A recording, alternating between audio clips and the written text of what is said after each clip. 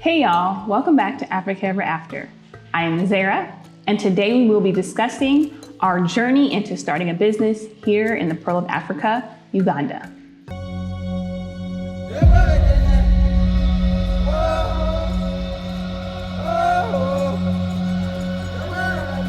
Trust me, it has been no walk in the park.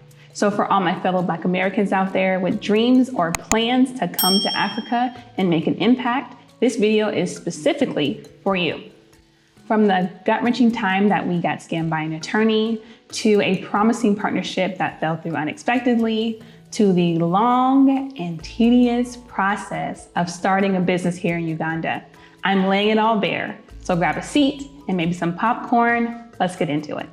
Before we got to Uganda, we did all types of research on what kind of business that we should start, what kind of business Africa needs, and then just really what kind of business would be the largest revenue generator for us. We also had consultations with several people here in Uganda and other countries as well, so we had a pretty good idea of what we wanted to do. So during those conversations, we ended up forming a potential partnership with a local company here in Uganda. And it was very, very, very promising. At the last minute, funding on our end fell through. In addition to the financing issues on our end, we realized there was some misaligned goals. So for instance, we don't do pork on no level. We don't do bacon, hog mocks, chitlins. We don't do it at all, right? But this other business that we were going to partnership is heavily invested into pigs. So rather than trying to force something that would make us uncomfortable, we just decided to forego this partnership and potentially work together in the future on a different venture. Now, let's talk about the importance of vetting the professionals that you work with. We did not. And because we did not, it left us open to getting scammed. So let me just set the stage. Before we moved here, we asked the partner who we were going to partner with for suggestions on an attorney that we should work with. And so he said his attorney came highly recommended, and so we just went ahead and went with him. But what we learned was that the standard that this attorney used was not up to par with what we were used to dealing with attorneys in the US. So we asked him how much he would charge us to start a business here in Uganda. He told us $600. We paid that amount up front. We paid 80% of that amount up front. So we sat and waited for the documents that we were supposed to receive from the government to say that your business has been registered. We did the name lookup and we did all those things, and he kept coming back and saying, oh, this name didn't work, that name didn't work, which is fine. So after we found a name that did work, it was time to actually file that business name and start the business. And we never got that paperwork. Instead, what we received was this really vague partnership agreement that did not have any kind of protections for us or the other person. It had the wrong business name on there. It was just something that, honestly, my 16-year-old could have wrote. No legal background. It was not what we asked to be done. But we had already paid 80% up front. So we just out the money. Instead, what we should have done was to find an attorney, look at their work, find other businesses that they had worked with, call those other businesses, ask them, do you still use this attorney? What kind of work do you give them? How is the work? What's their normal timeline? That's what we have done now with our new attorneys, and the outcome has been way, way, way better. After the attorney debacle, we decided to forego finding an attorney and instead decided to focus on doing research. But we didn't want to stop the process of registering the business because we're on a time limit. We have 90 days before our traveler's visa expires, and you have to have a business incorporated in order to get your worker's permit. So we needed to go.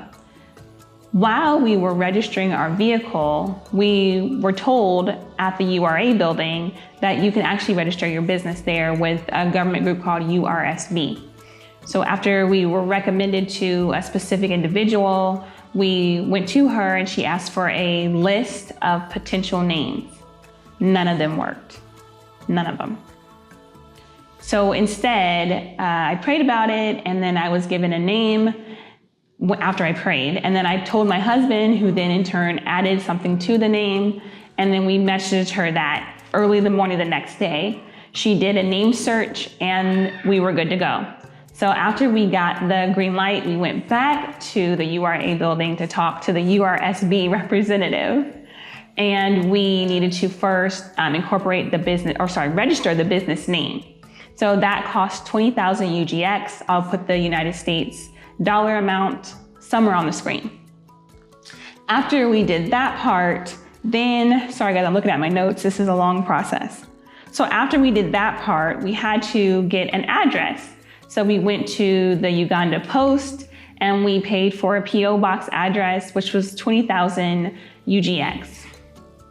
Later, after we got our address, we went back to the URA building and talked to the URSB representative, and we had her submit the documents, which gave our address and obviously the corporation name, and we had all of that. Also, we had to pay taxes or a pre-tax for the business, which ended up being around, I think it was like around 140 UGX. Then after that, we submitted all those documents to be registered with URSB. That took 3 days. After the 3 days, we then had to resubmit the documents that had been given to us by URSB back to URSB to be certified. This process made no sense to me because we already had a stamp from URSB saying that they were official documents. And then we had to pay additional money per document to get them certified to say that they had been, in fact, stamped by URSB. I don't know. It still doesn't make sense to me. But regardless, this is what we had to do. And so the certification process was around 120,000 UGX. And I'll give that amount below as well. Next, we had to go for our trading license, which is basically a license from what's called KCCC that allows you as a company to trade in the area that your facility is actually in. That was such a stressful process. And the reason why is because we went in and the gentleman who was helping us immediately, I could tell something was wrong because as soon as he heard me talk, he said, "Where are you from?" And I was like, "What do you mean?" He's like, "Where are you from?" And I'm like, "I'm from the US." And he goes, "Ah." And I was like, "Oh, here we go." So after discussing it with him, he said he needed 500,000 UGX for our trading license. My business partner was like, "No, absolutely not. Nobody else is paying that much money. How much is the actual price?"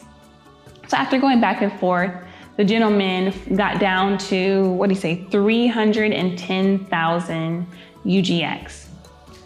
No, I'm sorry, it was 410,000 UGX. And so we had to run to the bank and come back to get the money. And I just knew that this had to be a situation where we're getting taxed for me being a Muzungu. And so we got the money, we paid it to the man as he said how much it would cost. And then we got the receipt back. We learned that it only actually cost 267,000 UGX. The rest of the money, he just took for himself. So it's not that it was a lot of money, because it wasn't. It was the principle that how come I have to pay more than everybody else? Like, I'm going through the process, I'm doing what I'm supposed to do. Like, I could just do it illegally, but that's not how I work. So why am I getting taxed for doing the right thing? That's neither here nor there. It's done now. So we got the trading license, and then we took all of our information to the bank, and we were able to start our bank account. So that's where we stand now. We have our bank account. We've given all of our information to our new attorney, and she is getting our work permits together. And while we're waiting on the work permits for the next few weeks, we've just really been enjoying Uganda. again, this process has been very, very long. I'm not going to say that it is a reason not to come to Uganda. I think that it's more so a reason to make sure that you do your research. So that way, when you come, you know what to expect. You know how to navigate. And even if we had a better attorney the first go round, we would have not had to do any of that because our attorney would have handled all of that. So again, that's another reason why to make sure that you do your research before you come. All right, y'all, that wraps up this chapter in our Ugandan business journey. Through all the twists and turns and ups and downs, I'm grateful for the resilience that this chapter has instilled in me. So for all you Black Americans dreaming of making a mark, please remember that the journey may be tough, but our roots and determination run deep. If you found value in my story, remember to hit the like button, share with your friends, and subscribe for more insights and adventures. Until next time, remember, keep pushing, keep dreaming, and remember we're all in this together. Stay blessed, y'all.